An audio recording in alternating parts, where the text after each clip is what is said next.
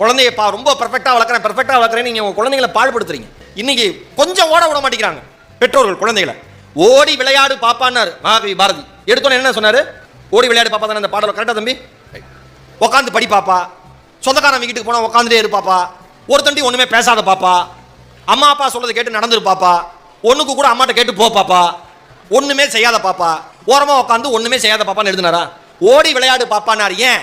சுவாமி விவேகானந்தர் சொன்னாரு, நான் கடவுளை பார்க்கணும்னு ஒருத்தன் போய் விவேகானந்தர் கேட்டான், நான் கடவுளை தரிசிக்க வேண்டும், வாய்ப்பு இருக்கிறதா? வாய்ப்பு நிச்சயம் இருக்கிறது, வழியை காண்பீங்கள். விவேகானந்தர் சொன்னார், உனக்கு ஃபுட்பால் விளையாட தெரியுமா? கால்பந்து விளையாட தெரியுமா? கடவுளை பார்ப்பதற்கும் கால்பந்து விளையாடுவதற்கும் என்ன சம்பந்தம்னார்.